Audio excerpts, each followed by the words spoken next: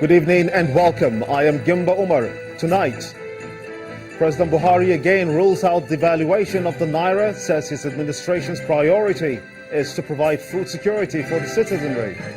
Low turnout characterizes the conduct of rerun elections across 7 states by the Independent National Electoral Commission. Health experts and their development partners ask the federal government to step up malaria prevention programs. And President Yoweri Museveni wins Uganda's disputed elections, cementing his 30-year grip on power. On Business News tonight, the Central Bank of Nigeria advises customers of deposit money banks to report illegal and excess bank charges on their accounts. And on sports news, Italy's Sara Errani wins the biggest single title of her career in Dubai with a 6-0, 6-2 victory over Barbara Strykova.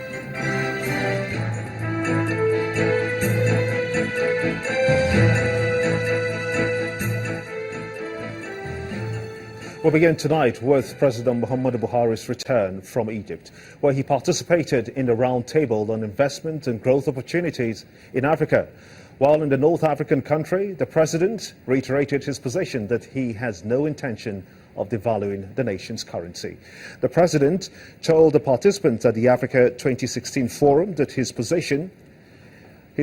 opposition of the devaluation of the Naira is because Nigeria cannot compete with developed countries, even if it devalues the currency because of its dependence on oil. He notes that Nigeria being a mono economy and with a teeming unemployed youth population, the way out of the current slum in the global oil market is for the administration to focus on agriculture and solid minerals development.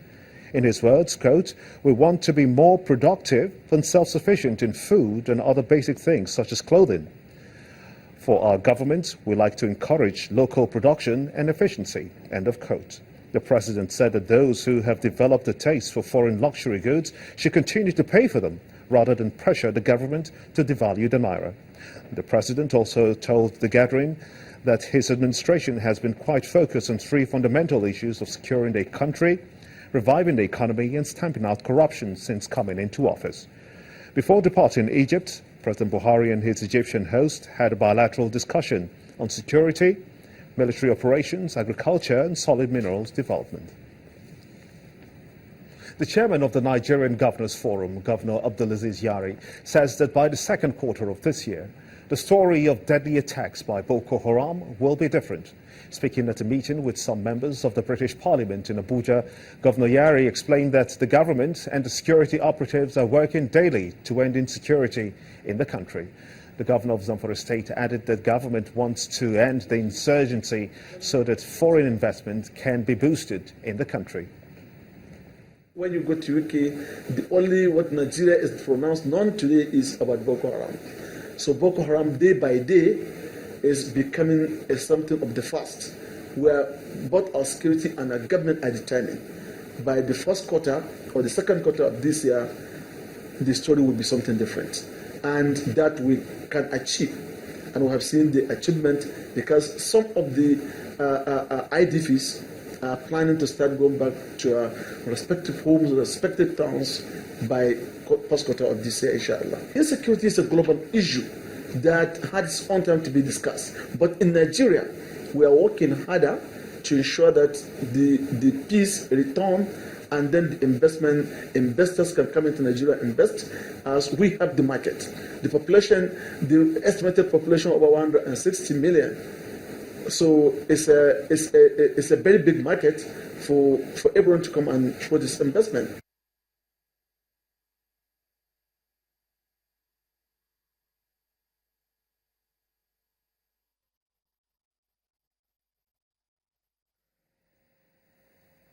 The chairman of the Nigerian Governors Forum, Governor Abdulaziz Yari.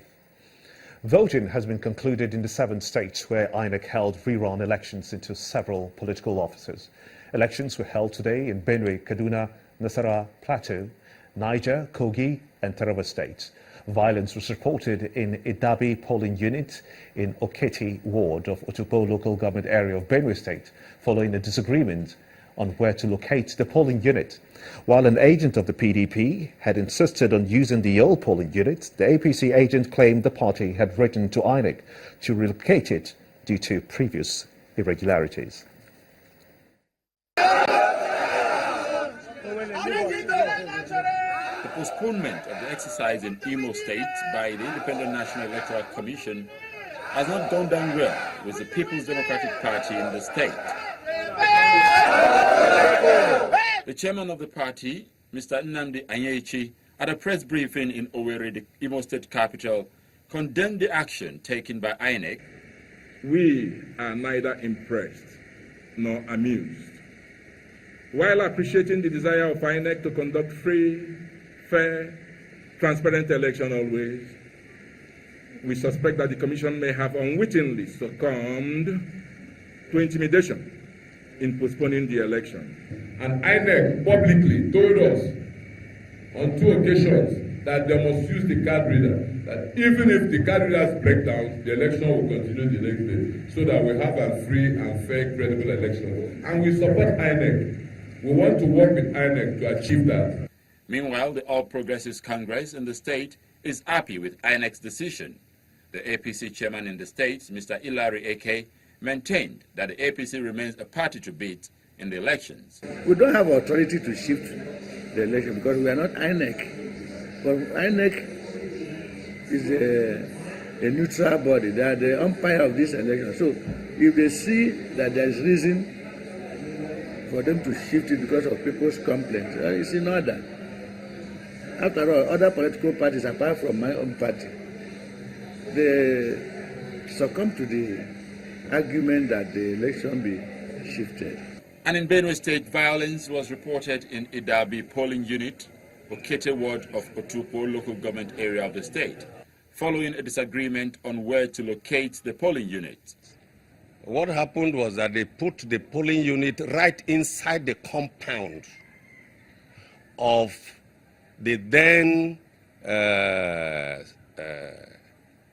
local government chairman, Otupo local government chairman of PDP, right, who is now the state women leader.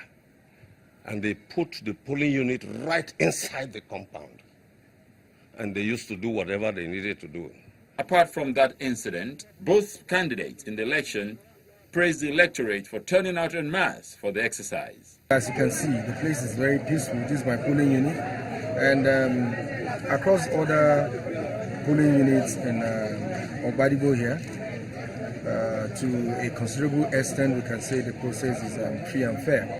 The turnout today is very, very impressive. Now, for those of you who have been coming here, have you had this amount of turnout before? No. It's unique. Yes.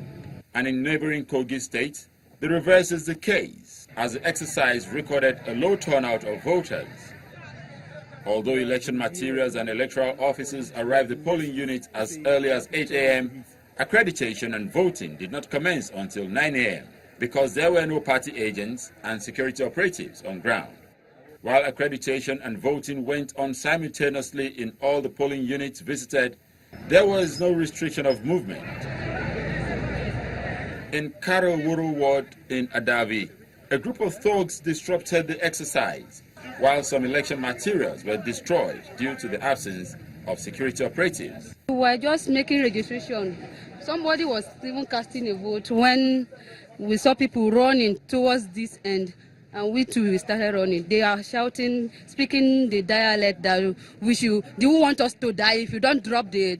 As for those who carry the ballot box, they were asking if you don't drop it, they will kill you. If you don't drop it, they will kill you. That was just, and we ran. When I come back, this is what I met here. As at the time of this report, results are still being expected, and we will bring you those details as soon as they start to come in. Well, more protests have erupted as successful applicants count down to write the Unified Tertiary Matriculation Examinations conducted by the Joint Admission Matriculation Examination Board, JAM. Our parents and the awards are upset about the closure of the registration portal, denying the applicants a chance to sit for the 2016 exams, which holds next weekend.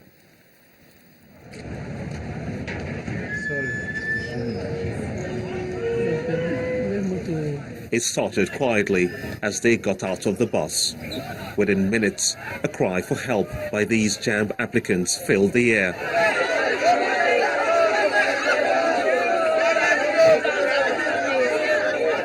They held placards in their hands with inscriptions that sums up their grievances in the situation they say is critical. I need them to open this center for us so that I don't even know what to say again. I just need them to open this center because I can't stay at home another year. Please, Mr. Adibu, please open this form. Please, you are begging him. Please, make it. You should open this form for. Please, Mr. Adibu, please. We are tired. We don't want to stay out of. Patients grew to apprehension for the applicants, most of them teenagers. While they wait, concerned authorities respond to their demands. The portal that we open now is for them to go and print their examination slips. Examination slip is to give you the date, the time, and venue of the examination. Go and print it. And people are already printing it since January 15 or so. We are finished with registration since. The exam is next week. They want to submit form now. I can't believe it. I can't submit. Submission is the problem. I have to submit. They're telling me I have to go out to the north to go and submit. And my parents will allow me to. My friend can't afford me to go to the north. I can't afford to go to the north. I have submitted. I didn't submit my card. I didn't submit my card. No, they will find it. Let the government do something about it. We can't wait. We're tired. The time ticks for the release of their examination centres within days. Livid and anguished, their parents fear the worst for the awards. So while we are waiting for them to open more centres, what we discovered is that they just go ahead and close the portal. Just as they said, they are going to close the portal. We've been seeing different kinds of protests here and there, and words have been passed to the appropriate authorities. We don't know if they have gotten the message. We want them, we are appealing to them to open centres in Lagos for these hapless and innocent students. The JAMB examination is set to be written in a week's time. The applicants will have to wait for the clearance that will enable them submit their online registration and get them within comfortable proximity to their centres. But with the claims of the authorities, this seems unlikely. Gimba Umar. In part two after the break, our focus on health tonight will be on the management of measles. Do stay with us.